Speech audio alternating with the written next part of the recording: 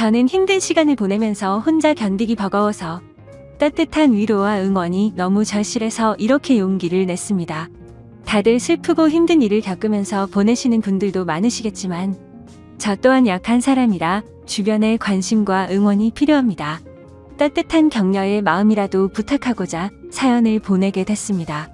들어주시면서 저에게 용기를 꼭 주셨으면 좋겠습니다. 저는 결혼을 약속한 남자친구가 있었습니다. 남자친구와 저는 같은 미술 전공으로 대학교에서 만나 연애를 시작했어요. 같은 미술을 하면서 서로 의지하며 미래에 대한 같은 꿈을 꾸면서 행복한 날들만 가득했습니다.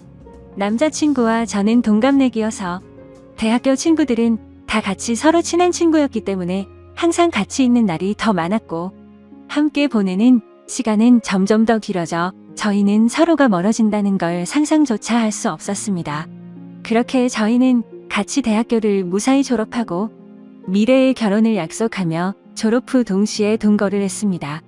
주변에서는 왜 결혼을 안 하고 동거를 시작하냐는 말들이 있었지만 저희는 미래에 대한 서로의 꿈이 있었기 때문에 사회생활도 해야 하고 아직은 결혼하기 이르다 생각이 들었기 때문입니다. 어차피 결혼은 약속했고 저희가 더 성장하고 준비가 되었을 때 그때 결혼을 하기로 했습니다. 서로 굳은 믿음이 있었고 어차피 같은 한 집에서 동거를 하기에 저희는 서로 만족했습니다. 같은 미술 전공으로 졸업은 했지만 저희가 하는 일은 서로 각자 다른 길로 가고 있었습니다. 남자친구는 학과로 가는 길을 택했고 저는 미술학원에 들어가 아이들을 가르치는 일을 시작하게 됐습니다. 하는 일은 다르지만 서로에게 부족한 점은 함께 채워주며 힘이 됐고 든든한 버팀목이 되었습니다. 그렇게 지냈던 날들이 벌써 6년이란 시간이 훌쩍 지나갔고 저희는 둘 다 30살이 넘어버렸습니다. 다행히 그동안 함께 살면서 서로 투닥거리는 거 웃고 큰 다툼 없이 잘 지냈습니다. 30이 넘자 주변에서는 또 이제는 결혼을 하지 않겠냐는 말들이 나오기 시작했어요. 저그 사실 이제는 슬슬 오늘 생각해야 한다고 느끼고 있었거든요. 저는 아이도 낳아야 하고 더 나이 먹기 전에 이젠 결혼식을 올려도 된다고 생각했어요. 그래서 퇴근 후 남자친구와 저녁을 먹으며 얘기를 꺼내봤습니다. 자기 우리 벌써 같이 산 지도 6년이나 지났다? 시간 엄청 빠르지? 그런데 남자친구는 그러네 벌써 그렇게 됐네. 시간 정말 빠르네 하더군요. 그래서 직접적으로 얘기를 꺼내야겠다 싶었죠. 우리 나이도 벌써 30도 넘었고 슬슬 결혼 준비도 해야 하지 않을까? 남자친구는 제 말을 듣고 시큰둥한 표정을 지으며 일단 밥이나 먹자고 말을 돌리는 듯한 느낌이었습니다. 오늘 그림이 잘 그려지지 않아 예민한 상태인 건지 컨디션이 별로 좋아 보이지 않았습니다. 사실 결혼 얘기를 꺼내면 서로 이것저것 대화가 나올 줄 알았는데 저녁을 먹고 나서도 더 이상 대화가 이어지지 않았습니다. 괜히 저만 들떴나 싶어서 기분만 가라앉았습니다. 그래도 남자친구의 컨디션이 좋은 날에 다시 천천히 얘기하면 되니까 크게 조급해하지 않았어요. 그날 이후 이상하게 남자친구는 평소와 달랐습니다. 밖에서 따로 친구들을 만나는 날은 늘어가고 원래는 저도 같이 만나는 친구들이었기 때문에 항상 같이 나가서 만났는데 요즘은 저랑 같이 안 가고 혼자서만 그 친구들을 만나고 들어오더라고요. 날이 갈수록 점점 남자친구의 행동들이 하나하나가 이상해지고 있었습니다. 저만 보면 항상 미소를 보내던 사람이 저랑 눈만 마주치면 인상을 찡그리고 제 눈을 피하듯이 고개를 싹 돌린다던가 말이죠. 그리고 술이 잔뜩 취해 집에 오는 날이 늘어나길래 무슨 일이 있는지 물어봐도 아무 일도 없다고만 하는데 저는 그런 남자친구가 너무 답답했어요. 남자친구는 그림이 잘 안 그려질 때는 많이 예민해지긴 했지만 이렇게까지 행동에 변화가 없었습니다. 그림 문제는 아닌 듯했고 말하기 힘든 일이 있는 것 같았죠. 선뜻 제가 먼저 물어볼 수 없어서 말을 해줄 때까지 기다려보기로 했습니다. 그런데 점점 늦은 시간에 집에 오고 너무 늦게까지 안 들어올 때는 연락을 하면 제 연락을 받지도 않았어요. 남자친구가 밖에 있는 시간이 늘어났고 밖에 있을 때는 연락도 거의 안 되니 답답할 따름이었죠. 저는 점점 남자친구 행동들을 곰곰이 생각해 보면서 그제서야 조금씩 이상하다고 생각이 들고 느낌이 왔습니다. 아무래도 여자가 생긴 것 같았습니다. 왜냐하면 저랑 같이 살면서 단 한 번도 핸드폰을 잠가 놓지 않았는데 행동이 이상해지기 시작하면서 핸드폰에 비밀번호를 설정해 둔 것입니다. 정말 의심하고 싶지 않아서 참아왔는데 더 이상은 안 되겠다 싶었죠. 오늘은 꼭 남자친구랑 제대로 얘기를 해봐야 할 것 같아 저녁 늦도록 기다렸습니다. 역시나 오늘도 자정이 넘어서 들어오더군요. 더 이상 미루면 안 되겠다 싶어 물어봤습니다. 요즘 왜 그러는데? 무슨 일이 있으면 말을 좀 해주던가 라고 했습니다. 그러자 너랑 사는 게 지겨워졌어. 네가 하는 잔소리도 듣기 싫고 나 혼자 있고 싶다. 그 말을 듣는 순간 머리를 망치로 맞는 기분이었습니다. 한숨을 내쉬는 남자친구의 말을 듣고 이 사람이 정말 내가 알던 내 남자친구가 맞나 너무 의아했습니다. 어떻게 저런 말을 아무렇지 않게 나한테 할 수가 있나 싶었죠. 평소에 저희가 싸운 것도 아니고 저희 사이에 아무 문제도 없다고 생각했는데 제 착각이었습니다. 그래서 저는 도대체 왜 갑자기 이렇게까지 변할 수가 있는지 제대로 이유라도 알고 싶었습니다. 저는 화가 나서 따지면서 물어봤어요. 내가 지겨워졌다고? 혹시 다른 여자 생겨서 그런 거야? 남자친구는 잠시 머뭇거리더니 내가 다른 여자 생겼으면 우리 헤어질 거야? 남자친구의 그 말에 저는 눈물이 났습니다. 왜 이렇게까지 저한테 잔인하게 말하는 건지 마음이 너무 아팠어요. 그러자 남자친구는 울고 있는 저를 보면서 또 인상을 찡그렸습니다. 그 모습을 보면서 저는 정말 남자친구가 나에 대한 마음이 변했다는 걸 확신했습니다. 저만 보면 눈이 자동으로 찡그려질 정도로 제가 그렇게 싫어진 걸까요? 왜 우리가 갑자기 이렇게 됐을까 생각해보니 제가 결혼 얘기를 꺼내고 나서 그렇게 된 것 같았어요.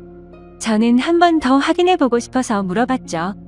혹시 결혼 얘기가 많이 부담됐었어? 부담되면 천천히 해도 되는 거잖아. 그러자 남자친구는 너랑 사는 게 이제 지겨워졌다고. 못 알아듣겠어? 다시 말해줄까? 남자친구는 또 인상을 쓰면서 말했습니다. 다시 한번 남자친구의 진심을 듣게 되니 견딜 수가 없었어요. 그렇게 며칠이 지나고 한 집에 있는 것도 불편한지 남자친구는 외박을 하는 날도 생겼습니다. 집에 있을 때는 전화가 오면 제 눈치를 한번 보고 나서 자리를 옮겨 전화를 받더라고요. 요즘 남자친구가 만나는 친구들한테 연락해서 왜 저러는 건지 물어보고 싶었지만 친구들이 모를 수도 있는데 제가 괜한 말을 하는 것일 수도 있어서 쉽게 연락을 하지 못했습니다. 아무튼 날이 갈수록 혼자 감당하기가 너무 힘이 들었어요. 반복되는 하루하루가 저를 지치게 만들었고 더 이상 우리가 함께하지 못할 것을 느꼈기에 저는 남자친구의 말을 받아들이기로 했습니다. 함께 사는 집의 보증금은 반반 나누어서 했기 때문에 남자친구가 집이 정리되면 돈을 보내주기로 했습니다. 그렇게 우린 이별을 하고 말았습니다. 결혼을 약속하며 긴 시간을 함께 살았기 때문에 우리가 영원할 거라고 생각했는데 모두 저만의 착각이었던 거죠. 이렇게 쉽게 깨질 인연이었는지도 모르고 행복한 미래만 꿈꾸던 저는 마음이 모두 무너져 내렸습니다. 아무것도 손에 잡히지 않아 저는 하던 일도 그만두고 본가로 들어갔습니다. 그리고 얼마 후 보증금의 절반이 제 통장으로 들어왔고 집 정리가 다 끝난 거구나 생각을 했죠. 남자친구와의 긴 추억이 모두 끝나버린 기분이 들었습니다. 몇 날 며칠을 얼마나 울면서 지냈는지 모릅니다. 함께 6년이란 시간 동안 울고 웃으며 부부처럼 살았는데 한순간에 이렇게 끝날 거라고는 상상조차 하지 못했으니깐요. 그냥 혼인신고만 안 했지 이런 게 이혼이구나 싶었습니다. 남자친구는 아무래도 저랑 살면서 법적으로 결혼까지는 생각하지를 않았구나란 생각이 들었죠. 그래도 남자친구의 마음을 이해는 갔습니다. 살면서 누구나 변할 수는 있다고 생각했으니깐요. 그렇게 제 스스로를 위로도 해보고 또 울고 그리워하고 한동안은 그렇게 아무것도 하지 못하면서 반복되는 날들을 보냈습니다. 부모님도 그런 저를 너무 걱정하시고 저도 더 이상 이렇게 지내면 안 될 것 같았죠. 그래서 마음을 다잡고 다른 사람들도 만나며 천천히 앞으로 나아가고 있었습니다. 그렇게 몇 개월이 지나고 시간이 참 빨리 흐르는 듯한 느낌이었습니다. 대학교 친구들은 저랑 남자친구 모두 같은 친구들이었기 때문에 그동안 연락을 못하고 지냈지만 저는 이제 신경 쓰지 않으려고 노력하며 다시 친구들에게 연락을 했습니다. 저희가 헤어진 것을 알기 때문에 아마 친구들도 서로의 친구다 보니 먼저 저에게 연락하기 힘들다는 것을 알기 때문에 기다려준 친구들에게 너무 미안하고 고마웠습니다. 역시 친구들은 예전처럼 저를 반갑게 맞이해 주었습니다. 그러다 한 친구가 헤어진 남자친구의 소식을 알고 있냐면서 요즘 작품 개인전을 열고 있다면서 잘 지내는 것 같다면서 얘기를 해주더라고요.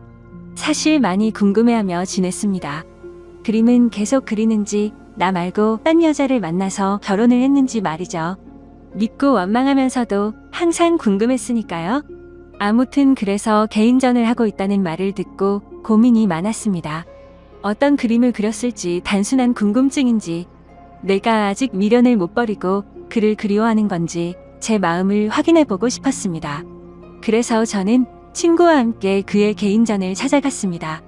도착해서 들어가는 계단에 올라갔다 내려갔다 몇 번을 반복하고 숨을 들여 마셨다 내뱉었다를 몇 번을 반복했는지 모릅니다.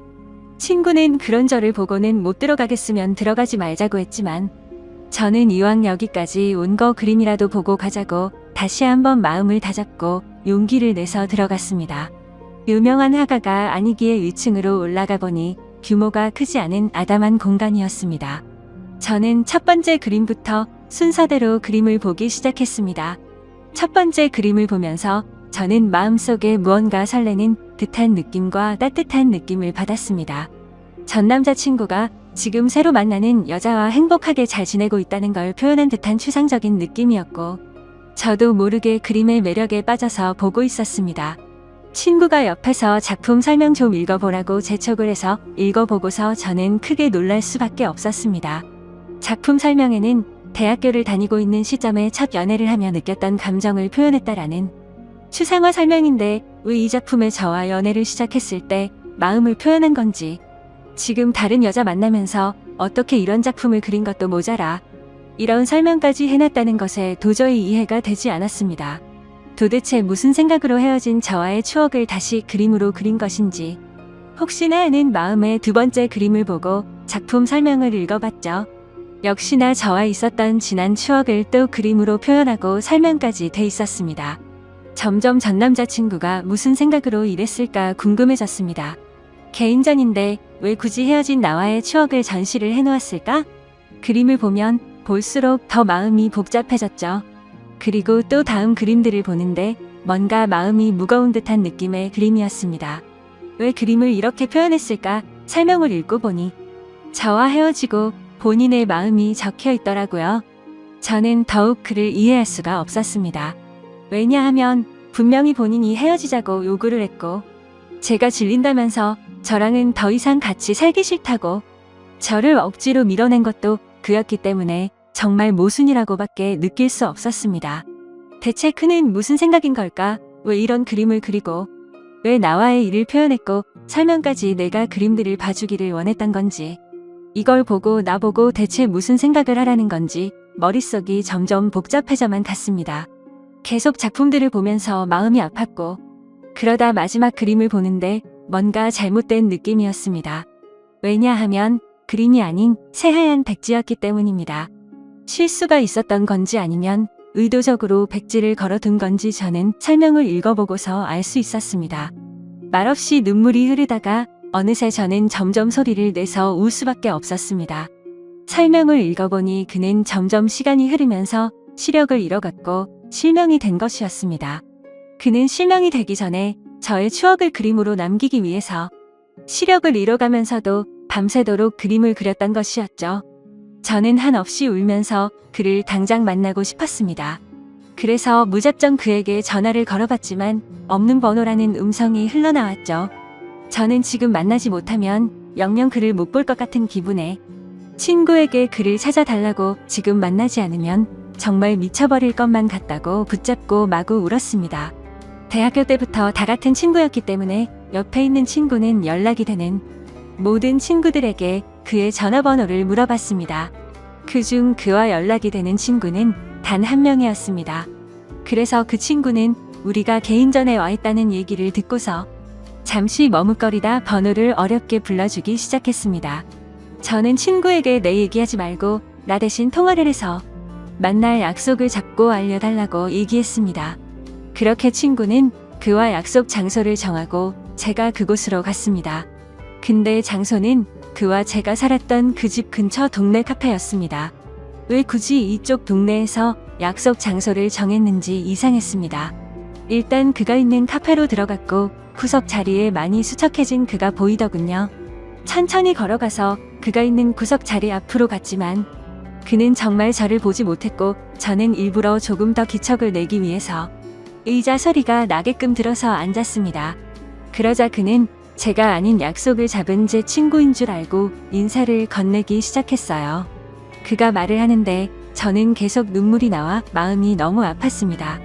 이제 내가 앞에 있어도 전혀 알아보지 못한다는 것이 너무 슬펐습니다. 저는 그에게 친구가 아닌 저라고 사실대로 밝혔고 그는 너무 놀라 갑자기 일어나서 나가려고 하는데 제가 붙잡아서 다시 의자에 앉혔습니다. 그는 생각지도 못했다는 듯 당황을 했고 저도 마음을 추스리고 천천히 말을 이어갔습니다. 저는 그의 개인전에 다녀온 것을 말했고 그는 참고 참다가 눈물이 한 방울 흘러내리더군요. 저는 아직 그의 마음을 알 수 없었기 때문에 제가 궁금했던 걸 단도직입적으로 물어봤습니다. 어쩌다 멀쩡했던 눈이 왜 갑자기 실명이 됐고 나 싫다고 다른 여자한테 가서 잘 만나고 있을 텐데 왜 헤어진 나와의 추억을 그림까지 그리고 개인전까지 열어서 그림을 전시했는지 이해할 수 없으니 설명해 달라고 말했습니다. 그는 잠시 주춤거리며 입을 떼기 시작했습니다. 그는 제가 궁금했던 것들을 하나씩 설명하는데 천천히 들으면 들을수록 가슴이 미워지며 그가 원망스러웠습니다. 그가 말한 것들은 사실은 저와 살면서 눈에 이물감이 들고 눈이 뿌옇게 보일 때가 있어 안과를 가게 됐는데 시력이 점점 나빠지고 있어서 정밀 검사를 해봤답니다. 검사 결과 눈이 점점 실명이 되고 있었다라고 말을 들었다고 하네요. 수술조차 할 수 없을 정도로 진행이 빠르게 되고 있던 시점에 제가 결혼 얘기를 꺼내었고 그때부터 그는 자기는 곧 실명이 될 텐데 저랑 결혼까지 하면 제가 그의 옆에서 얼마나 고생을 할지 뻔히 보여서 결혼 얘기에 그렇게 반응을 한 것이라고 말해주더군요.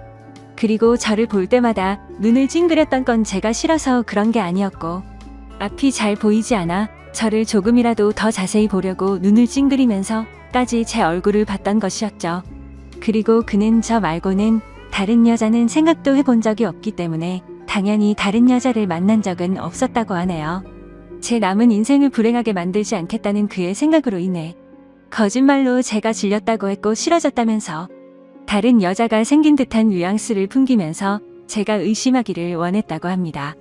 그래서 제가 먼저 떠나기를 바랬던 건데 하나하나 그의 얘기를 들으면서 그때 생각을 해보니 정말 저는 그에게 너무 무관심했구나 느꼈죠. 정작 옆에 같이 사는 나는 왜 그가 눈이 잘 안 보이는 것조차 눈치채지 못했을까? 제 자신이 너무 원망스러웠습니다. 제가 진작 눈치라도 챘다면 이렇게 허망하게 그와 헤어질 일도 없었을 텐데 싶었죠. 오히려 그가 힘든 것을 혼자 감당하고 있을 때 제가 조금이라도 기댈 수 있게 힘을 줬다면 그가 거짓말까지 하면서 저와 헤어지려 했을까라는 생각이 들었습니다. 그의 마음을 헤아려 보니 그가 혼자 얼마나 힘들었을까라는 생각에 가슴이 너무 아팠습니다. 그는 설명하는 내내 눈물이 마르지 않았고 저도 중간중간에 말하고 싶은 걸 최대한 참고 눈물을 흘리며 듣고 있을 수밖에 없었습니다. 그의 얘기를 다 듣고 나서 저는 그에게 시력을 잃고 우리가 헤어지면 내가 혼자 행복하게 살 수 있을 거라고 생각했어 라고 묻자 그는 눈이 보이지 않는 남편 말고 평범하고 건강한 남자 만나서 아이 낳고 행복해 살기를 바랬어 라고 울먹이는 듯한 말투로 겨우 대답을 하더군요.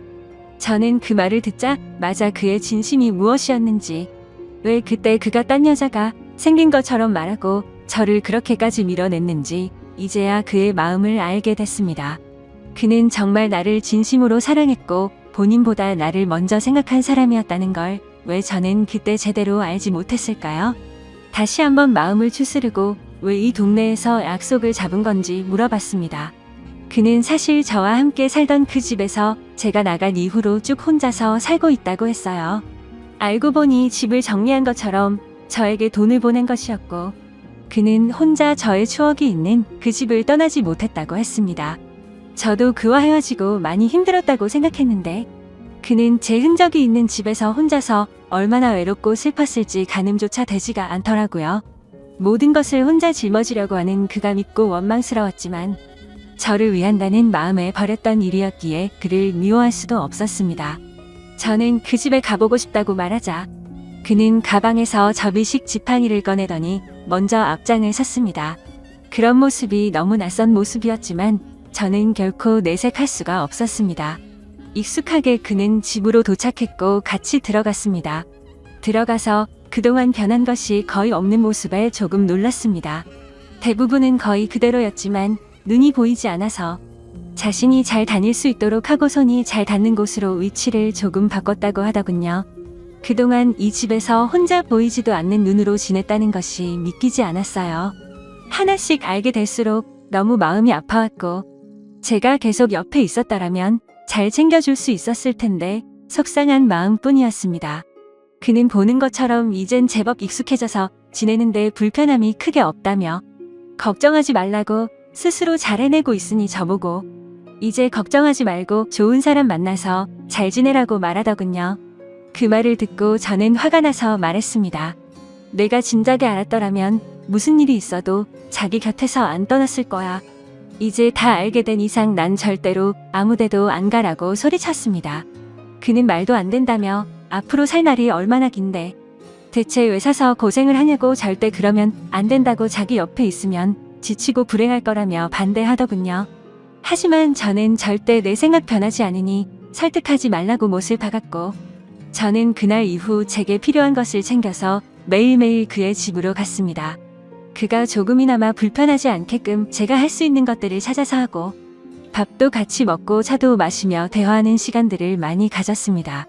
그는 처음에 오지 말라며 저를 밀어냈지만 저는 이번만큼은 제 의지대로 밀어붙였습니다. 그렇게 매일 같이 보내는 시간이 길어지며 저는 궁금한 것이 생각나서 물어봤습니다. 근데 개인전 열었을 때 마지막에 왜 백지를 걸어둔 거야? 라고 물어보자 내가 시력을 점점 잃어가면서 그날딱 아무것도 보이지 않았어. 그래서 붓을 잡고 아무것도 그릴 수가 없었거든. 그 말을 듣고 그때 그의 심정이 어땠을지 생각하면서 정말 마음이 아파서 눈물이 나올 것 같았습니다. 하지만 이제는 그의 앞에서 애악한 모습과 우는 모습을 느끼게 해주고 싶지 않았습니다. 저는 그래서 억지로 눈물을 참고 대화를 이어나갔어요. 이제야 모든 일들의 수수께끼가 다 풀렸고 저는 앞으로의 일들만 생각하기로 했습니다. 저는 그의 옆에 있기로 마음을 먹었고 그가 마음의 문을 열 수 있도록 제 마음을 매일 표현했습니다. 그가 없는 생활에 저는 아무런 의미가 없는 것을 알기 때문에 더욱 더 그 옆에서 붙어 지냈습니다. 그러자 그도 더 이상 자기가 밀어낸다고 해서 제가 밀어질 것도 아니란 걸 깨닫고 저와 함께 하기로 했습니다. 서로 마음이 변해서 헤어진 것도 아니고 우리는 아직까지도 서로를 그리워하며 사랑한다는 걸 잘 알았기 때문에 다시 시작하기로 했습니다. 저는 더 늦기 전에 그와 결혼식부터 올리고 싶어서 그를 설득하고 주변 친구들에게 도움을 받아 결혼식을 진행하기로 했습니다. 그렇게 우리는 서로 부부가 되었고 서로에게 더 의지하며 좋은 일도 함께하고 혹시나 불행이 찾아와도 함께 그 불행을 맞이하며 이겨내자고 굳게 약속했습니다. 그동안의 힘든 시간들이 무색했을 정도로 저와 남편은 하루하루 정말 행복하게 지냈습니다. 남편과 문화센터도 함께 다니면서 남편이 배우고 있는 점자를 저도 함께 배웠고 그를 더 이해하고 배려해야겠다는 마음도 들었습니다. 하지만 남편은 더 강해지려고 노력했고 저도 제 스스로 더 마음이 단단해지려고 노력했습니다. 물론 쉬운 결정도 아니고 앞으로 아기가 생기면 더 힘들 일도 많아지겠지만 서로가 함께 한다는 것만으로도 앞으로의 일이 걱정보다는 설렘으로 다가왔고 긍정적으로 더 노력해서 우리가 아기와 행복해질 수 있도록 해야겠다 싶었죠. 그리고 남편은 앞으로 좋은 아빠가 되겠다며 행복한 미소로 그는 약속해 주었습니다. 나중에 태어날 우리 아기와 새 식구 앞으로 행복하게 잘 살도록 하겠습니다. 제 사연을 읽어주셔서 감사드립니다. 저는 경기도에 살고 있는 44살 남자입니다. 저는 20대에 오랫동안 만남을 이어온 여자친구와 결혼을 준비했는데 집안의 반대로 결혼에 실패를 한 적이 있습니다.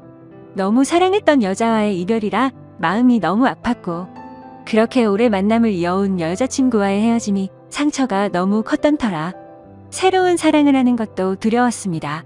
그렇게 세월이 흘러 10년 가까이 연애도 안 하고 살아오고 있었죠.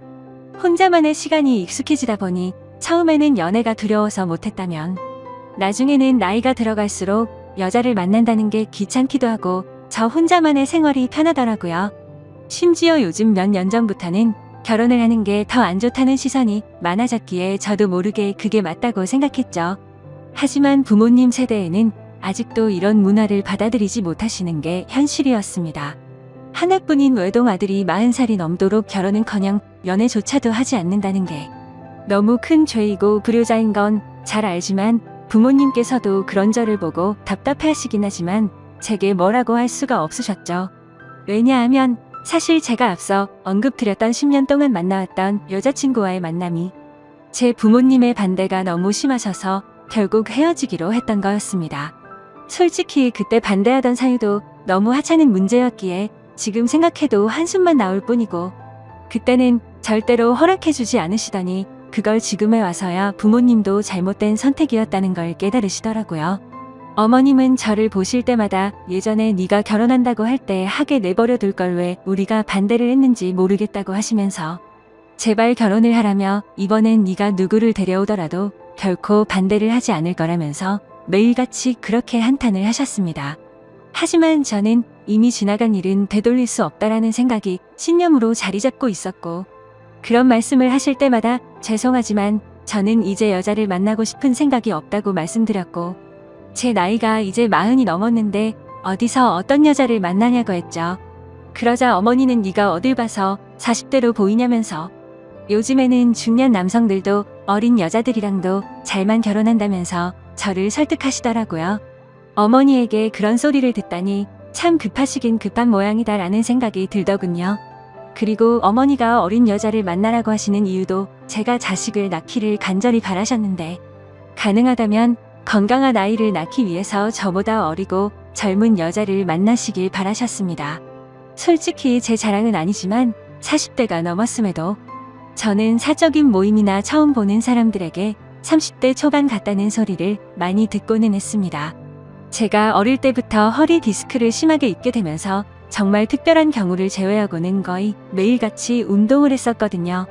그리고 혼자 살고자 마음을 먹은 이후부터는 적어도 남들에게 늙어 보이고 싶지 않은 마음에 저를 꾸미고 다닌 것도 있고 부모님께 물려받은 타고난 유전자 덕분에 피부도 어릴 때부터 항상 좋다는 소리를 많이 들었습니다.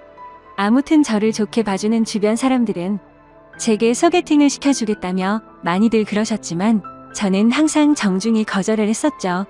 그렇게 솔로의 생활을 보내던 중 지금으로부터 2년 전쯤 어느 날이었습니다. 평소에 제가 다니던 헬스장에 운동을 하러 갔는데 새로 오신 헬스트레이너 여성분이라며 인사를 시켜주시더라고요. 그냥 얼굴을 마주하는데 연예인이 아닌가 하는 착각이 들 정도로 예쁜 미모에 기분 나쁜 사람도 기분을 좋게 해줄 만큼 웃는 모습이 참 밝은 예쁜 여자였습니다.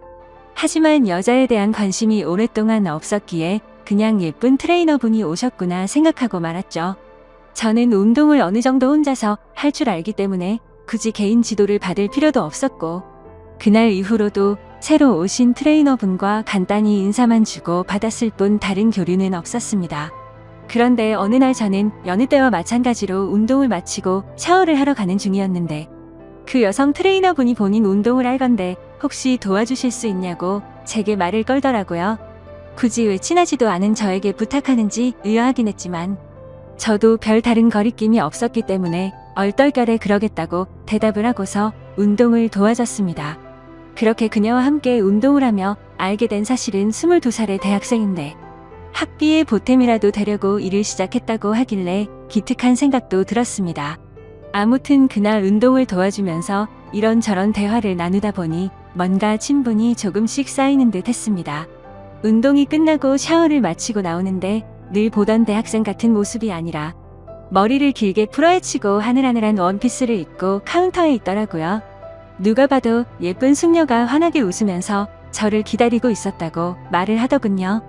여자를 돌처럼 보고 지냈음에도 불구하고 10년 만에 묘한 감정이 들었습니다.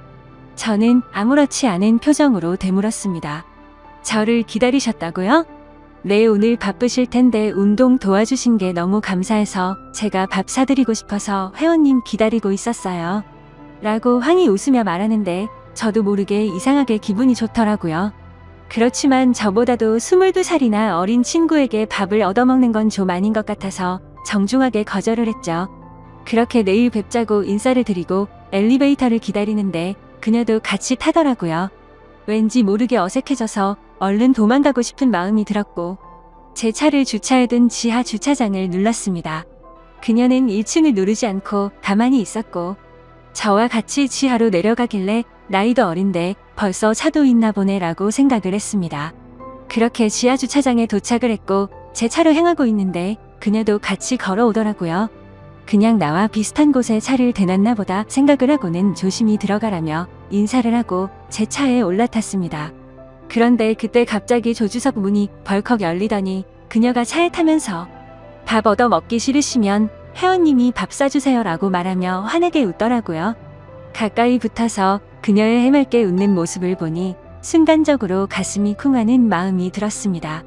솔직히 어찌나 심장이 두근거리는지 제 심장 소리와 당황한 모습이 걸리는 거 아닌가 싶어 창피하더라고요. 그 상황에 내리라고 또 다시 거절을 할 수도 없었고 그녀의 그런 돌발 행동이 왠지 모르게 귀여웠습니다. 어쩔 수 없이 뭐 먹고 싶은 거 있어요? 라고 물어보았죠. 저 삼소 사주세요 라고 외치길래 네? 라고 물어보니 아 모르시는구나. 삼겹살에 소주 사주세요 라고 말을 하더군요. 모른다고 취급하는 게 순간적으로 뭔가 아저씨 취급을 받는 기분에 저도 모르게 발끈하게 되더라고요. 그래서 제가 잘 못 들은 거라고 삼소가 뭔지는 나도 안다고 말했더니 또 다시 깨르르 웃더군요. 그래서 그게 그렇게 웃길 일인가 싶기도 했지만 지금도 그날의 그 모습이 너무 생생하게 기억날 정도로 제 눈에는 귀엽게만 느껴졌던 것 같네요. 결국 그녀와 저는 근처에 있는 삼겹살을 파는 식당에 도착했고 공복에 소주를 같이 마시다 보니 기분 좋게 알딸딸해지더라고요. 그녀도 조금은 취해서 그런 건지 평소보다 더 애교스러운 말투로 저에게 물었습니다. 회원님은 이상형이 어떻게 되세요? 저는 여자한테 관심이 없어서 딱히 이상형 같은 것도 없어요. 헐, 그럼 남자 좋아하시는 거예요? 아, 아니요. 연애에 관심이 없다는 말이죠. 결혼도 생각이 없고 혼자 지내는 게 익숙해요. 저 사실 회원님한테 첫눈에 반했어요. 너무 제 이상형이에요. 순간적으로 뜬금없는 고백에 술이 번쩍 깨더라고요. 그녀의 고백에 기분이 좋고 너무 고마웠지만 그녀와 저는 나이 차이가 20살이나 났고 아직 어린 대학생과 연애를 한다는 건 도저히 말도 안 되는 일이라고 생각했습니다. 그래도 혹시나 하는 마음에 그녀에게 물어봤죠. 제 나이 알아요? 네. 44살이잖아요. 근데 그렇게 보이지도 않고 나이가 뭐가 중요해요? 툭툭 내뱉은 당당함에 당황스러웠지만 요즘 어린 친구들은 다 이렇게 대담한가 싶었습니다. 저는 멋쩍게 웃으면서 어른 같고 장난치는 거 아니라고 말하면서 농담 그만하자고 했죠. 그러고서는 대화 주제를 바꿔버렸고 대충 그 상황을 넘겼습니다. 하지만 그건 아니라고 생각한 마음과 달리 사실 집에 와서도 계속 생각나더라고요. 그녀의 차까지 따라와서 차를 타는 돌발 행동과 나이를 알면서도 제가 좋다고 말하는 그 모습이 귀엽기도 하고 오랜만에 설레는 마음이 들었습니다. 그리고 그날 이후로는 저도 모르게 왠지 헬스장을 가는 시간이 기다려지고 가는 길이 마냥 즐겁더라고요. 심지어 운동을 할 때도 항상 오로지 운동에만 집중을 했었는데 저도 모르게 그녀가 뭘 하고 있는지 힐끔힐끔 쳐다보고 있더라고요. 나이 차이가 자그마치 20살인데 내가 뭘 하는 건가 싶었습니다. 그래서 제 스스로에게 헛물키지 말고 정신 차리자고 생각을 했고 잡념을 떨치기 위해서 평소보다 더 열심히 운동을 했습니다. 하지만 제 자제력을 시험하는 건지 그녀는 고백을 하고 나서 더욱 더 적극적으로 제게 들이대더군요. 운동하고 있는 제게 와서 말도 많이 걸었는데 그런 그녀에게 저한테 말 걸지 말라고 하는 것도 우스웠죠. 다른 사람들이 보면 그녀는 단지 운동과 관련된 얘기들만 했을 뿐이었으니까요. 그렇지만 다른 사람들이 보지 않을 때면 오늘 마치고 같이 밥을 먹자고 하거나 술을 마시자고 했고 오늘 바빠서 안 된다고 하면 그때처럼 매달리지는 않고 돌아가더라고요. 아마도 평소처럼 떼를 쓰지 않았던 것도 그녀가 헬스장에서 일을 하는 중이라 그런 거였을 겁니다. 주변에서 하는 얘기를 들어보면 요즘 헬스장들은 회원들과 사적으로 연애를 하거나 퇴근 후에 만나는 것들 이런 것도 금지사항이라고 계약 조건을 작성한다고 하더라고요. 아무튼 아무리 그녀를 외면하려고 노력을 해봐도 어리지만 적극적인 그녀에게 저도 점점 마음의 문이 열리기 시작했고 나이 차이가 너무 걱정이 되었지만 대담한 그녀의 용기에 어렵게 연애를 시작하게 되었습니다. 그렇게 1년쯤 연애를 하고 결혼에 대한 얘기를 그녀가 먼저 하더라고요. 솔직히 연애를 하면서도 제 걱정은 늘 같았습니다. 20살 차이라는 커다란 장벽 말이죠. 외모로는 별로 차이가 없어 보인다고 할지라도 집안의 어른들에게 허락은 어떻게 받아야 할 것이며 제가 나이가 많이 들었기에 자식을 낳아야 한다는 생각을 하면 걱정이 앞서더라고요. 하지만 그런 제 걱정을 눈치챈 건지 그녀는 나이 차이가 뭐가 그렇게 중요한 거냐며 저를 몰아붙였고 그녀의 부모님께 이미 제 얘기도 많이 했고 왜인지는 모르겠지만 저를 좋아하고 계신다고 저를 안심시키더라고요.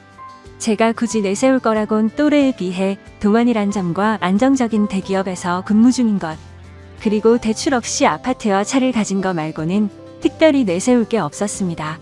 그럼에도 저를 좋아해주는 그녀에게 고맙기도 했고 미안한 마음도 들었고 저도 그녀와 평생을 함께하고 싶은 마음이 있었기에 적극적으로 결혼을 하자고 하는 그녀에게 결국 설득이 되어버렸죠. 그렇게 저희는 1년간의 연애를 마치고 20살 나이차를 극복하고 의외로 순탄하게 결혼식을 올리게 되었습니다. 저희 부모님은 생각보다도 나이 차이가 훨씬 많이 났기 때문에 당황해 하시기는 했지만 어머니는 어리면 어릴수록 더 좋은 거라며 혼자로 지내는 것보단 훨씬 낫다고 말씀하셨습니다.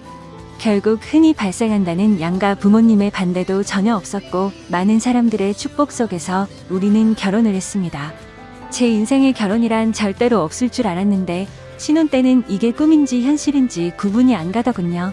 하지만 이내 제 아내의 예쁜 모습을 보면 결혼 생활이라는 게 이렇게 행복한 건데 결혼을 하지 않으려고 했다니 정말 바보 같은 생각을 했구나 싶었습니다. 하지만 계획에도 없던 결혼을 하고 나서는 저도 모르게 제 아이를 갖고 싶다는 욕심이 생겨났고 제가 나이가 있던 터라 가능하다면 최대한 빨리 아이를 갖고 싶었죠. 하지만 와이프는 1년 정도는 신혼생활을 즐기고 싶다고 해서 아내의 바람을 최대한 존중해주기로 했습니다. 그렇게 결혼을 한 지도 1년이란 시간이 지나갔고 아내가 가끔 친구들과의 만남이 있다고 해도 저는 크게 간섭하지 않았습니다. 20대 초반에 얼마나 친구들과 놀고 싶을지 충분히 알고 있었고 어린 나이에 저와 결혼해서 이렇게 지내는 게 한편으로 미안한 마음이 있었기 때문이었죠. 그런데 최근 친구들과의 약속도 자주 잡고 술을 마시고 들어오는 횟수가 많아졌습니다. 그래서 제가 자기야 이제 우리 1년 신혼도 즐겼고 난 아이를 빨리 갖고 싶은데 앞으로 술은 안 마시고 오면 안 될까? 라고 말했더니 와이프는 흔쾌히 응 알겠어 오빠라고 대답을 해주더군요. 그렇게 대화를 주고 받고 일주일 정도가 지났을 무렵 친구들을 만난다고 나간 와이프가 자정이 넘어서도 연락이 되지 않았습니다. 아무리 그래도 항상 자정 전에는 들어왔었고 연락도 잘 되던 아내였기에 걱정이 들더라고요. 그래서 어쩔 수 없이 와이프의 친한 친구에게 연락을 했더니 노래방인지 술집인지 시끄러운 음악 소리가 들리고 남자의 목소리도 들렸습니다. 그리고 그 너머로 한껏 취해서 정신이 나간 건지 신이 난 듯한 와이프의 목소리도 들리더군요. 너무 걱정을 하고 있었는데 저렇게 신나서 놀고 있다니 너무 불쾌하고 화가 났지만 최대한 참고 말했습니다. 아내가 연락이 안 되어서 걱정돼서 이렇게 연락드렸다고 하니 제 아내를 바꿔주더군요. 지금 시간이 몇인 줄 알아? 내가 얼마나 걱정했는데 연락도 안 되고 이렇게 취해서 전화를 받으면 어떡해? 취한 와이프는 혀가 꼬인 말투로 오빠 친구 생일이라고 해서 놀다 보니 그래서 배터리가 나갔었나 봐라며 웃으면서 말하는데 술에 취해 상황 파악을 전혀 못하고 있는 건지 답답하고 짜증이 나더라고요. 그래서 조금은 짜증 섞인 목소리로 물었습니다. 너 지금 거기 있는 남자는 누구냐고 했더니 생일인 친구의 친동생이라며 아주 자연스럽게 말하더라고요. 그냥 그런가 보다 하고 화를 최대한 참으면서 지금 당장 데리러 갈 테니까 어딘지 말해달라고 했죠.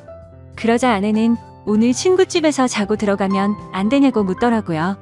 그 친구는 아내의 가장 친한 친구였는데 평소에 저희 집에도 자주 놀러 오기도 했고 같이 얘기를 나눠보면 어른스러운 모습을 많이 느껴서 믿음이 가는 사람이라 일단 통화를 했습니다. 그러자 친구는 술을 마시지 않아서 취하지도 않았다며 멀쩡한 말투로 저에게 너무 걱정하지 말라고 하더니 오늘 자신의 집에 부모님이 없으셔서 무서워서 그런데 제 아내랑 오랜만에 같이 놀다가 자고 싶다면서 허락해 달라고 하더라고요. 그 상황이 꼰대같이 안 되니까 당장 집에 들여보내라고 할 수도 없는 노릇이었고 최대한 쿨한 척하면서 그럼 오늘만 잘 부탁드린다고 하고는 전화를 끊었습니다. 그리고 나서 최대한 아내를 이해하려고 노력했었죠. 저도 20대의 친구들과 놀고 술도 마시고 그 나이 때 얼마나 놀고 싶은지 알기에 화를 낼 수도 없었기에 최대한 이해하려고 했는데 저도 모르게 속은 타들어가더군요. 결혼 전에는 마냥 행복했고 저에게만 올인하는 와이프에게 감동해서 이런 일들이 생길지 정말 상상조차 하지 못했습니다. 다음날 집에 와서는 최대한 분노를 눌러가면서 말했습니다. 아이 낳을 때까지 술 마시지 않기로 한 거 아니냐고 물었고 친구랑 같이 있고 싶었으면 미리 말해야 서로에 대한 예의 아니냐고 했죠. 그러자 아내는 미안하다고 하면서 앞으로 다시는 그러지 않겠다고 사과를 하면서 제게 가진 애교로 제 마음을 풀어주더군요. 그래서 다음부터는 절대 약속 어기지 말라고 하자 아내는 방긋 웃으며 알겠다고 하더니 이게 무슨 냄새냐고 해맑은 어린 아이처럼 주방으로 뛰어가더군요. 참 웃긴 게 그렇게 실망감을 준 아내였음에도 불구하고 과음을 한 건 알았기에 와이프 먹이려고 해장국을 끓여놨었죠. 아내가 20대 초반의 어린 나이라 요리도 못하고 살림이 뭔지도 몰랐었기에 밥도 제가 차려주고 살림도 제가 했습니다. 물론 저는 결혼하기 전에 혼사 자취를 하며 늘 해왔던 생활이라 와이프가 생겼다고 해서 크게 달라질 거는 없다고 생각했었죠. 그저 밥 한 공기와 수저 한 세트만 더 놓는 거니 이게 별로 대수롭지 않다고 생각을 했었거든요. 와이프와 좋은 시간을 보내려고 노력했고 청소며 빨래며 요리며 다 제가 맡아서 하려니 힘들기도 했지만 아내에게 시키면 엉망으로 해서 시킬 수가 없었습니다. 일을 하고 집에 오면 피곤하고 지쳐서 이게 결혼 생활인가 노예 생활인가 하는 생각이 들어 힘든 날도 있었습니다. 이런 생활이 몇 번 반복되다 보니 사랑하는 아내를 얻은 건지 딸을 키우는 건지 점점 모르겠다는 생각이 문득 들더라고요. 그래서 제가 와이프의 요리학원을 다녀볼 생각이 없냐며 조심스럽게 물어봤습니다. 오빠 나 요리 진짜 못해. 칼이 무섭단 말이야 라고 말하길래 그래 밥은 내가 하면 되지. 그럼 집 청소 정도는 해줄 수 있어? 라고 물어봤더니 오빠 나 일 시키려고 결혼하자고 했어? 아니야. 내가 다 할게 라고 말하고 대화를 끝냈습니다. 일 시키려고 결혼한 건 아니지만 결혼을 했으면 서로 분담을 해서 가정을 꾸려가야 하는 거라고 생각을 했는데 와이프는 그럴 생각이 전혀 없어 보였습니다. 저도 강제로 시키고 싶은 마음은 없었기에 그냥 그러려니 했던 거였죠. 결혼 전에는 적극적이고 대범하면서도 저에게 신뢰를 주는 모습이 많았던 여자였고 어리지만 본인이 하는 일에 대한 자부심도 있고 또래에 비해 성숙하다는 생각을 줬던 생각이 났고 친구들과 잘 만나지도 않고 저에게만 잘하고 일도 열심히 하는 참 멋진 여성이라고 생각했는데 결혼을 하고 나니 어린아이처럼 변해버린 겁니다. 그렇지만 나이가 많은 저와 결혼해준 게 고마워서 저는 오냐오냐 다 받아주며 늘 하던 건데 뭐 그냥 묵묵히 집안일과 일을 병행하면서 결혼 생활을 이어갔습니다. 그렇다고 이게 큰 문제가 되지는 않았습니다. 서운하지도 않고 그냥 내 생활이라고 생각하고 살았습니다. 하지만 문제는 친구를 너무 좋아하는 철없는 20대 초반의 행동을 보이는 모습들이 저를 힘들게 하기 시작했습니다. 아까도 말씀드렸듯이 한두 번 그렇게 이해해주고 넘어가주니 친구를 만나러 나가는 날이면 연락이 안 되는 날이 잦아졌고 물밥도 서스름 없이 하게 된 겁니다. 그때부터인가 와이프는 뭔가 저에게 숨기는 게 생겼던 것 같습니다. 핸드폰에 비밀번호를 걸어놓기 시작하더니 편의점을 간다면서 나가면 마트에 가서 장을 보는 것도 아닌데 1시간 가까이 한참 동안 들어오지 않았고 부부 사이가 맞는 건가 생각이 들 정도로 같이 있는 걸 피하더라고요. 요즘 들어 왜 저러나 싶었지만 결혼 생활은 신뢰라고 생각했기에 한치의 의심도 갖지 않으려고 노력했고 폰을 보고 싶은 생각도 하지 않았습니다. 그저 이유가 알고 싶어서 요즘 잘 웃지도 않고 왜 그러냐고 하면 그냥 요즘 좀 피곤해서 그렇다고 대충 대답하더군요. 아내는 결혼 후에 일하기 싫다고 해서 일도 그만두고 집에만 있는 상황이었고 살림도 아무것도 하지 않아서 제가 다 했는데 피곤하다는 게 이해가 되지 않았죠. 그래서 친구들 만나러 카페 가서 수다 떠느라 피곤하냐고 하고 싶었지만 그래봤자 싸움만 날 것 같아서 참았습니다. 아무튼 여러 가지로 서운한 마음도 들었고 저는 아이를 빨리 갖고 싶다고 말을 했지만 와이프는 저를 쳐다보지도 않고 알겠다며 영혼 없는 대답만 하더라고요. 결혼 전에 제게 했던 말들은 하나도 지키지 않는 와이프의 모습에 화가 나기도 했지만 어쩌겠습니까. 이미 결혼을 해버렸는데요. 날이 가면 갈수록 이럴 거면 혼자 살 때가 낫다 싶었던 적도 많았습니다. 그러던 중 결국 사건이 터지고 말았죠. 와이프가 친구들과 2박 3일로 여행을 간다며 집을 나서게 된 거죠. 한 달 전부터 저에게 말을 한 거라 저도 기분 좋게 잘 다녀오라고 했습니다. 친구들과의 추억도 소중하단 걸 저도 겪어봤고 경험도 중요하기 때문에 하고 싶어 하는 걸 막고 싶진 않았습니다. 그렇게 와이프가 여행을 간 사이 저는 집에서 혼자만의 시간을 즐기고 있었습니다. 집에 사람이 있다가 없으니 허전하기도 했지만 집을 어지르는 와이프가 없다 보니 따로 청소를 할 것도 없었고 밥도 먹기 싫으면 그냥 안 해 먹어도 되니까 너무 편했습니다. 오래간만에 혼자서 여유를 즐기다 아이스크림을 먹으려고 냉동실을 열었는데 갑자기 냉장고가 고장이 났는지 냉동식품들이 녹아있더라고요. 그래서 부랴부랴 전자제품 서비스 센터에 연락해서 고장 신고를 하고 음식들을 다른 냉장고로 옮기기 시작했습니다. 근데 냉동식품들을 옮기다 보니 냉동실 저 안쪽에서 처음 보는 이상한 약들이 있더라고요. 이게 무슨 약인가 싶어 와이프에게 전화를 걸었는데 받지를 않았습니다. 그래서 인터넷에 그 약에 대해서 검색을 해봤더니 피임약인 걸 알게 되었죠. 정말 배신감이 들더군요. 내가 나이가 있으니 빨리 아이를 낳자고 입이 닳도록 말을 했었고 또 와이프는 알겠다고 대답해놓고는 저 몰래 피임약을 먹고 있었다니요. 너무 충격적이고 솔직히 이번엔 정말 화가 많이 났습니다. 모든 걸 배려해준 제게 이런 배신감을 주다니 참을 수가 없더군요. 그래서 저는 그때부터 와이프가 전화를 받을 때까지 계속해서 전화를 걸었습니다.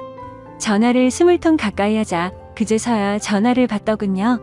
저는 소리를 지르면서 무슨 짓거리를 하길래 이렇게 전화를 안 받냐고 지금 당장 집으로 오라고 말했습니다. 무슨 일이냐며 친구들이랑 놀고 있는데 어떻게 가냐고 짜증을 내더라고요. 그래서 제가 너 냉동실에 약 뭐야? 라고 물었더니 당황했는지 몇 초간 말이 없더군요. 그러더니 자기야 그거 영양제야 라고 거짓말을 하더라고요. 누굴 바보로 보냐고 검색하면 그 약이 무슨 약인지 다 아는데 영양제라고 거짓말을 하냐면서 화를 냈고 와이프는 오히려 침착하게 집에 가서 얘기를 하자고 하길래 지금 당장 오라고 했습니다. 그러자 아내는 지금은 못 간다면서 전화를 끊어버리고는 휴대폰을 꺼버리더군요. 너무 화가 나서 여행 장소로 찾아가고 싶었지만 친구들과 함께 갔기 때문에 어쩔 수 없이 와이프가 오기를 집에서 기다리고 있었습니다. 그렇게 여행 일정이 끝난 후에 집에 오더니 능청스럽게 웃으면서 선물을 사왔다며 집에 들어오는 겁니다. 첫날보다는 화가 좀 누그러졌지만 아무 생각 없이 웃으면서 선물을 사왔다고 말하는데 저 여자가 도대체 무슨 생각으로 이러는 건가 싶더라고요. 오자마자 할 말이 선물 사왔다라고 말하는 게 지금 우리 상황에 맞는 대화냐고 물었습니다. 그러자 아내는 오히려 그게 무슨 큰일도 아니고 이렇게 화를 내냐면서 이제부터 약을 안 먹으면 되는 거 아니냐고 말을 하더군요. 제가 나이가 많아서 이상한 건가요? 저는 도저히 저렇게 말하는 와이프가 이해가 되지 않았습니다. 너 내가 아이 갖고 싶다고 한 말들은 다 무시해도 되는 거야? 내가 언제 무시했어? 너 나한테 말하지 않고 피임약 먹은 거 나 무시한 거 아니야? 아니야 미안해 오빠 아이 생기면 술 못 먹고 놀러 못 다닐까봐 그랬어 미안해. 너 지금 그게 말이 된다고 나한테 설명하는 거야? 이제 약 안 먹을게 화풀어 여보야라며 이 상황에서도 애교로 무마하려는 와이프에게 화가 났지만 고작 이런 일로 이혼을 할 수도 없는 노릇이었고 제가 보는 앞에서 약을 다 버리면서 아이를 갖는데 신경 쓰겠다고 약속하더라고요. 처음에는 아내의 약속을 믿지 않았지만 여행을 다녀온 이후에는 와이프가 친구들과 만나도 술도 안 마시고 집에 일찍 들어오더라고요. 그래서 이제 철이 좀 들여나 싶었고 정말 다행이다 싶었죠. 그러다 와이프가 갑자기 요리학원을 보내달라고 하더라고요. 칼 무섭다고 요리하는 거 싫다더니 갑자기 학원을 왜 다니려고 하냐고 하니까 아이가 생기면 아이 밥도 해줘야 하지 않겠냐고 대답하더라고요. 아이를 생각해서 요리 학원을 끊어달라고 하는 아내의 생각에 너무 감격스러웠고 기분이 좋았습니다. 제가 학원을 알아봐줄까 물었더니 이미 다 알아봤다고 현금으로 하면 할인도 된다면서 말하더군요. 먼저 학원도 알아보고 배우고 싶어하는 의지를 보이며 절약하는 모습도 보여서 와이프가 너무 예뻐 보였습니다. 그리고 그날 이후로는 학원에서 배운 거라며 가끔 음식도 만들어주더라고요. 그런 와이프가 사랑스러웠습니다. 그렇게 우리 관계는 다시 많이 좋아졌고 서운했었던 감정들도 다 녹아들었죠. 그렇게 별탈 없이 지내던 중 아내가 연락이 와서는 그토록 바라던 아이를 가진 걸 알려주더라고요. 저는 너무 기뻐서 춤을 추고 싶을 만큼 행복했고 그 감동이 말로 할 수 없을 정도로 벅차올랐죠. 결혼 생활을 생각조차 하지 않던 제가 이런 감정을 느낄 거라고 상상조차 못 해봤습니다. 혼자 지냈던 시간이 너무 길었고 아이를 예뻐했지만 결혼 생각이 없었기에 기대도 하지 않고 살았기 때문일까요? 너무 행복한 나날들을 보내고 있었습니다. 내 아이의 심장이 생기는 걸 눈으로 보고 심장 뛰는 소리를 듣고 손과 발이 생기는 과정을 지켜보니 정말 눈물이 나더라고요. 부모의 마음이 이런 건가 싶어 저희 부모님에 대한 마음도 더욱 존경심과 감사함을 느꼈습니다. 저는 저의 모든 생활을 와이프에게 마쳤습니다. 병원부터 시작해 아빠와 함께하는 스트레칭 수업도 함께 다니고 그렇게 매일매일이 너무 행복하고 벅찬 순간들을 느꼈습니다. 그러다 어느 날 와이프가 친정에 간다고 해서 데려다 달라고 하더라고요. 그래서 처갓집에 와이프를 데려다 주고 차를 타고 집에 가려고 하는데 조수석에서 진동 소리가 들렸습니다. 아내가 휴대폰을 두고 내렸구나 싶어서 휴대폰을 집어들고 내리려는데 왠지 모르게 이상한 기분이 들어서 휴대폰을 열어봤죠. 아내가 보기보다 섬세하지 못해서 비밀번호를 풀 때 어렴풋이 옆에서 봤기에 혹시나 하는 마음으로 비밀번호를 눌렀는데 몇 번의 시도 끝에 어렵지 않게 휴대폰을 열어볼 수 있었습니다. 그래서 무슨 내용인지 확인해보니 잘 지내? 너 내 톡 차단했어? 내가 잘못했어 보고 싶다라는 내용의 메시지가 와 있더라고요. 그냥 누가 보더라도 남자에게서 연락이 왔다는 걸 알겠더군요. 그 내용을 보고 나니 갑자기 너무 묘한 기분이 들면서 심장이 두근거리기 시작했습니다. 여지껏 단 한 번도 아내의 폰을 들여다보지 않았는데 그때부터는 이미 이성의 끈을 놓아버렸죠. 먼저 카톡과 문자를 확인했는데 뭐가 있진 않더라고요. 하지만 아내가 SNS를 하고 있는 걸 알았기에 그 어플을 켜봤습니다. 사실 저는 SNS를 하지 않기 때문에 뭐가 뭔지 전혀 모르겠더라고요. 그렇게 이것저것 눌러보니 메시지 창으로 들어가졌습니다. 그런데 저의 느낌은 맞았습니다. 그 메시지를 보낸 사람은 남자가 맞더라고요. 와이프와 또래로 보이는 몸도 좋고 잘생긴 남자였습니다. 제가 메시지를 읽자마자 읽었는데 왜 답이 없냐며 또 메시지가 왔습니다. 그래서 제가 왜라고 메시지를 보냈더니 너를 못 잊겠다며 우리 좋았지 않냐 다시 잘해보자는 내용이었습니다. 이 남자는 제 와이프가 결혼을 한지도 모르는 것 같았습니다. 다행인 건지 모르겠지만 대화 내용 삭제는 하지 않았더라고요. 메시지 창을 제일 위로 올려서 차근차근 대화 내용을 읽어 내려갔습니다. 읽어보니 그 남자는 아내가 대학교를 다닐 때부터 알던 남자였습니다. 너 번호 바뀌었어? 오랜만에 한잔하자라는 내용이 시작이었고 날짜를 보니 와이프가 잦은 술자리를 갔던 그 시기쯤이었습니다. 그리고 더 충격적이었던 건 친구들한테도 내 남편 SNS 못해서 걸릴 일 없으니까 DM으로 얘기하자는 내용이었고 SNS를 하지 않는 저는 DM이 뭔지도 몰라서 검색을 해보니 다이렉트 메시지의 줄임말이더군요. 그렇게 와이프는 SNS 메시지로 대화를 했고 사진들도 그렇게 공유를 했더라고요. 심지어 피임약이 걸렸을 때도 친구들과 여행을 간 게 아니라 커플로 여행을 갔더라고요. 저에게 사진을 보내줬을 땐 여자들끼리 간 것처럼 사진을 보내줬었는데 너무 충격적이게도 친구들과 함께 저를 속이고 여행을 갔던 거였습니다. 너무 화가 나서 손이 떨렸고 도저히 이건 있을 수 없는 일이라 생각했습니다. 편의점에 간다고 하고 1시간이 지나서 들어올 때도 이 남자와 통화를 했던 거였고, 잦은 술자리와 외박도 이 남자 때문이었습니다. 그래서 아이를 갖기 싫었나라는 생각도 했습니다. 저의 신뢰와 믿음은 산산조각이 났습니다. 솔직히 아내가 임신한 나이가 내 아이가 맞나라는 생각까지 들었습니다. 그래도 대화 내용을 보니 저에게 피임약이 걸리고는 이 남자와는 헤어졌더라고요. 요리를 배우겠다고 했을 때도 저에게 미안한 마음이 컸었기 때문이었나 봅니다. 이 충격에서도 뱃속의 아이 때문에, 저와 제 아이의 앞날 때문에 걱정이 먼저 앞섰습니다. 그냥 이 상황을 넘겨야 하는 건지, 이 분노와 배신감을 어떻게 풀어야 할지, 마음의 상처는 어떻게 해야 할지 너무 혼란스럽더라고요. 그렇지만 그냥 넘어갈 수는 없다고 생각을 하고 있던 찰나였습니다. 조수석이 벌컥 열리더니 아내와 눈이 마주쳤고, 자신의 휴대폰을 보고 있으면서 얼굴 표정이 어두운 걸 보고는 뭔가 눈치를 챈 것 같더군요. 아내는 아무 말 없이 차에 타더라고요. 오빠가 다 본 것 같으니 솔직하게 말하겠다고 했습니다. 솔직하게 말하면 용서해 주겠냐고 묻더군요. 용서는 모르겠고 하나의 거짓도 없이 사실대로 다 말하라고 했습니다. 옛날에 학교 다닐 때부터 좋아했던 애가 연락처가 없다며 DM으로 연락이 와서 오랜만에 친구들과 한잔하려고 만났다며, 그 짝사랑했던 남자가 사귀자 하니 술 먹고 기분이 좋아서 만났답니다. 술김에 벌어진 실수였다고 한 번만 봐달라며 울면서 제게 빌더라고요. 제발 아이를 위해서라도 한 번만 용서해주면 안 되겠냐고 말하는 와이프가 인간이 맞나 싶더군요. 그 애교와 대찬 모습이 저한테만 그런 게 아니었나 보다라는 생각이 들었고, 지금 제가 처한 상황에 제 자신에게 너무 화가 났습니다. 내가 너한테 뭘 잘못했길래 나한테 이러냐고 부르짖으며 말했습니다. 그저 미안하다며 잘못했답니다. 자신이 아직 어려서 철이 없어서 그런 거니 용서를 해달라고 하네요.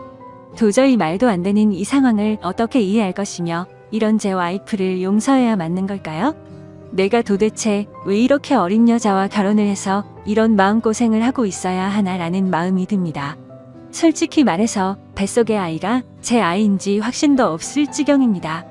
저는 어린아이처럼 구는 이 여자를 용서하고 결혼 생활을 이어가야 하는 건지, 비혼주의였던 제가 결혼도 큰마음 먹고 하게 됐는데 제게 이런 일이 벌어지니 너무 혼란스럽습니다. 앞으로 저는 어떻게 하는 게 좋을지 좋은 의견 부탁드리겠습니다. 긴 글 읽어주셔서 감사합니다.